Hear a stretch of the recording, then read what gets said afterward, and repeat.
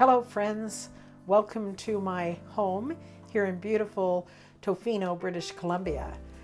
Today we're going to cook out of the newest book from SoBo, and it is called Together at SoBo. Our recipe this afternoon is seared wild salmon with new potatoes, broccolini, and parsley sauce. I think you're going to love this recipe because it can be done in about 35 to 45 minutes, making it an after work easy meal to put together, nutritious, and the most important part, really, really delicious. So let's get started. Okay, so how lucky am I? My great friend Dion just came by the house, and she owns Long Beach Farms. Amazing little project of hers. She just wants nutritious, fresh food available for our neighbors. I know you might, times are changing. People are making sourdough bread at home. People are going back to gardening. People are understanding the taste of fresh food harvested from their own backyard, or for me, better yet, a friend's backyard, because I'm really, really busy. But today, I'm not sure what I'm going to find in this basket, but join me in discovering this early spring harvest. Oh, wow. Okay, so I'm going to incorporate some of this in today's recipe because it's perfect. We've got the gorgeous sorrel, and if you don't know sorrel, it is extremely lemony, bright. It does turn dark army green if you try to cook it down, so be very careful with that. If you want to keep it vibrant, use it fresh. What else do we have in here we can use today? Oh, wow, beautiful kale flowers, or kale sprouts, I should say. I'm not a gardener, so excuse me if I say the wrong thing. I'm going to try not to. We have, what do we have down here? Oh, this is new to me. This is really cool. This is called a parsley pea, and a parsley pea looks like this. I've never seen it before today. This is really awesome. It tastes like a pea. Oh my goodness. I'm going to put this in I'm going to put it right in this parsley sauce because it says parsley peas. What else do we have here? Kale flowers. We have some sprouting broccoli down here. And then we have this really cool, where is it? Oh, it's right here, even though this is small. It's a Hawkeye turnip sprout, and it's just absolutely delicious. In fact, it tastes like a turnip when you eat it. That's crazy. Or is it? I mean, it's from the same plant. I guess it's not that crazy. It's just amazing to eat fresh food like this. All right, I'm really excited, so I'm going to go ahead and pick out the sorrel for today's recipe. I'm going to see if she brought me some parsley here, some more parsley. Brought me some parsley the other day. And we're going to make a very vibrant, fresh sauce. Okay, we are ready to start this recipe, and I'm going to multitask because I know that if you're at home and you want to make this happen quickly so you can go enjoy the outside, you want to have something cooking while you make the nice cold sauce. So I'm going to get my little new potatoes going. I'm just going to put them in a pan, cover them with cold water, put them on the stove, bring them up to a boil, and just let them steam. I'm only going to put a little bit of water in, and just let them go while we're making the parsley sauce.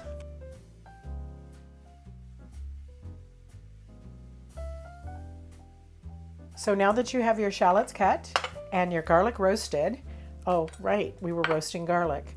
I always do it ahead of time. So in my fundamentals video that you will see on the channel, it will show you several different ways of roasting garlic.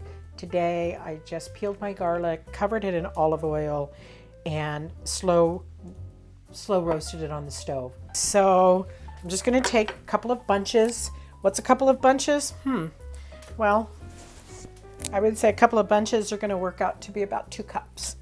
So I'm going to take this fresh from the garden curly parsley. There's so many, well, not so many. There's a few kinds of parsley that I know of that are available to me. This curly parsley, and I'm not throwing my stems out because the stems are going to go in my vegetable stock, my chicken stock, my fish stock. No waste. I'm going to hang on to those for the stock. I'm going to take some Italian parsley, and the flavor's a little different. Not a lot, but a bit.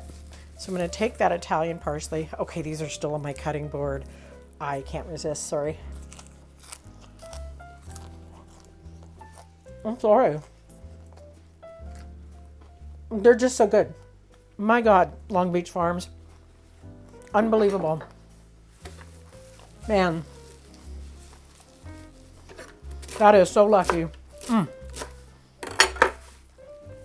Okay, that says 2 bunches to me. I'm going to take those 2 bunches. I think I put some of those stems in. I'm so excited. Oh well. Who cares? Again, I say that a lot. Who cares? As long as it tastes good and you're having fun, that's the important part, right? Don't worry about little hiccups like that. Those are going to blend down and they have loads of flavor. I'm going to add my shallot, my roasted garlic, my 1 head of roasted garlic. So that's about that. Some white wine vinegar. Can you use lemon juice? Of course you can. You just need acid in there. A little bit of salt.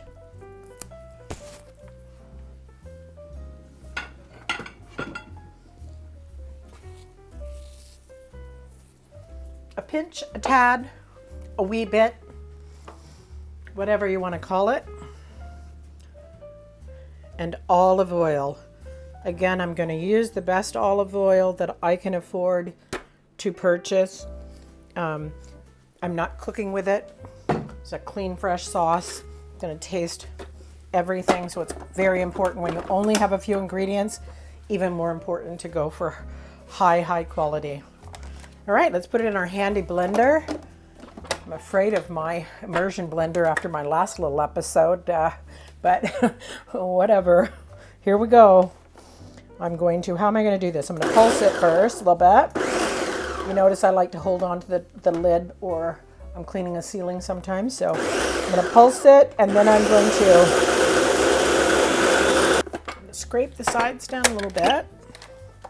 Oh, I see, not too bad.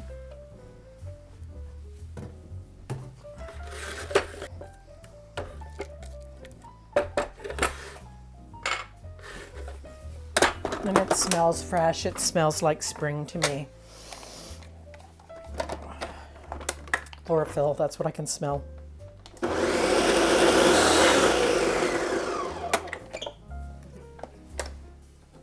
want it just a wee bit smoother. I'm going to add a little bit more olive oil. All right, so sauce is ready. Let's check on the potatoes because they're new potatoes. They're small. They only take a moment. I'm going to check on them now. I'm going to move this out of the way. By the time I blended that sauce, I had put these potatoes on literally 1 minute before. Yeah. So it took me the sauce, took me 3 to 4 minutes for the sauce, and the potatoes are almost done. So the size of potatoes that you see me making are going to take you about 5 minutes, 5 to 7 minutes. If you're going for something larger, maybe 10 to 12. So if you can see, when it's fork tender, boom. Wow. Okay. I'm going to say 1 more minute. Did I say this recipe was quick? Did I say it was delicious? I hope so. Okay, here we are. Again, I want to save you time and energy as much as I can on some of these recipes that we need when we're in a hurry. So I'm going to reuse this pot. I'm going to strain these potatoes, fill it back up with water, get it boiling to blanch the vegetables. The vegetables will be blanching, we'll sear the salmon, and we'll be eating. Now we're going to just blanch these vegetables off real quick. This is a broccolini, really tender, sweet, from the broccoli family. Quite common now in the grocery store, but really delicious and a little bit elegant. So we are going to, for this recipe, maybe I would keep it whole, like this and blanch it if I were going to put things on a platter for the family to serve, but now I'm just going to plate a single plating for myself for lunch. So I'm going to go ahead and cut it in a couple of pieces like this and drop it in some boiling salted water. To me, this dish is all about spring. The parsley is beautiful, asparagus is coming up, fiddleheads, broccolini, and the beautiful wild spring salmon. Multitasking. So I like fiddleheads in this recipe a lot, but they're just not available yet. I'm still about a month out on them. So I found some asparagus, and I love asparagus, so nothing wrong with that. We're going to do broccolini, asparagus, new potatoes, parsley sauce, seared salmon. We're going to love it. I've trimmed the ends of the asparagus because these are quite a little bit large, but you know, I love asparagus so much. I'll often take these ends, cut them like this, and put them in my salad. Pretty good. Really good, actually. Really good. Put this in with my broccolini. And when we're dealing with these wonderful tender vegetables, all we kind of want to do is just steam them off or blanch them off for 1, 2, 3 minutes at best. We want to have that crunch and that flavor. Again, you will see me eating while I'm cooking because it's just so hard to resist these fresh vegetables. So if you don't want to cook them, don't cook them. It's all good. Okay, now I'm going to drain them, and then I'm going to put them in a ice bath to shock them. I don't really like that word shocking. It doesn't sound like it's healthy, but it'll stop the cooking process and retain that vibrant color and that nice crunch. Better turn that stove off first though. Now you can see that I'm going to give them just a little bit of a wee stir here in this ice bath. And 10 seconds, cool down, good to go. Just like that, right?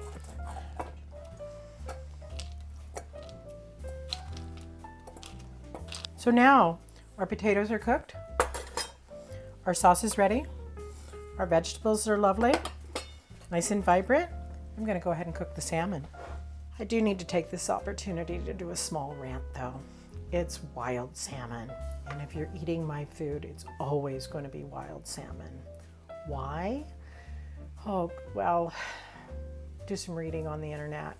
See what's happening out here in our BC waters. We need to keep our waters clean for generations to come. Yes, we need protein sources, but we will have nothing if we destroy our oceans. So we're about 5 minutes away from lunchtime. So I'm going to sear my piece of salmon off. And in the meantime, I'm just going to take these vegetables and heat them in the oven. Why in the oven? You don't have to. You can heat it stovetop. But I'm going to cook the salmon on one side and I'm just going to pop it in the oven for 1 to 2 minutes. I find it's a gentler way to finish the cooking process. But again, if you don't want to heat the oven up, do it stovetop. Turn your salmon. Just go a little lower. It's all good. No problems here. I'll put my potatoes in, and it has a little bit of residual water from the steaming process, but that's okay. Put that in with my vegetables.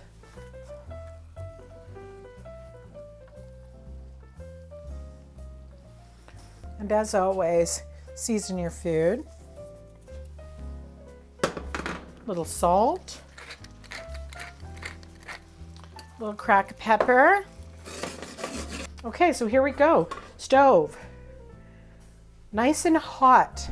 Nice and hot. Neutral cooking oil, peanut oil, grapeseed oil, corn oil, whatever oil you like to use. A little bit in the bottom of the pan. As I will share with you over and over again about seafood cookery. smoking hot pan when you put the fish in to sear. I'm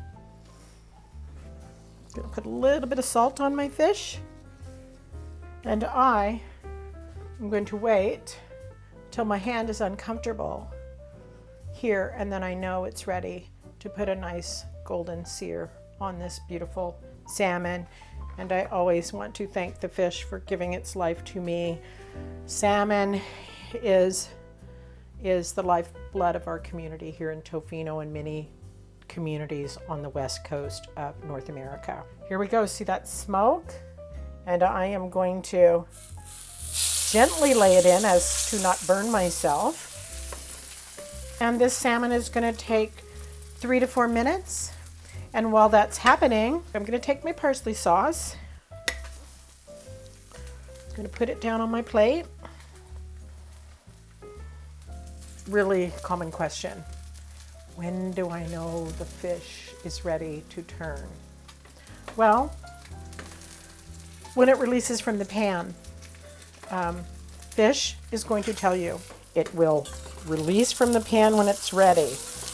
When your fish is really, really fresh, like this fish is here, cooking it to about medium. Some people like it medium rare. Some people like it well done. I think it's perfect right around the medium stage, where I still have a little bit of red on the inside, but it's not gooey. Okay, so here I go. What was that, 1 minute? Not even, minute and a half. Turning that off, putting it in the oven, lay my vegetables out. You could saute kale, you could put morel mushrooms in here, or regular mushrooms. I mean, so many things. This parsley sauce is going to make almost anything vibrant and lovely. There we go. Okay, so I think we've been cooking now for about 3.5 to 4 minutes. Let me check on this. And I think it's exactly where I want it. So I've just squeezed a little bit of lemon juice on the top just to make it more vibrant. And I'm using this antique fish spatula of mine. I haven't seen it in a long time, and I just laid eyes on it and I'm like, why not? If you've ever wondered what these odd looking spatulas are about, they're for fish.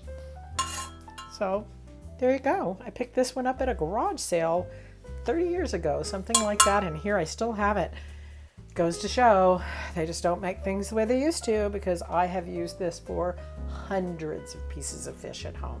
I don't use it in the restaurant because it's just too special for me. A really awesome plate of food. So enjoy that. So remember, you can find this recipe and many more in Together at SoBo, Appetite Random House. Go get yours today.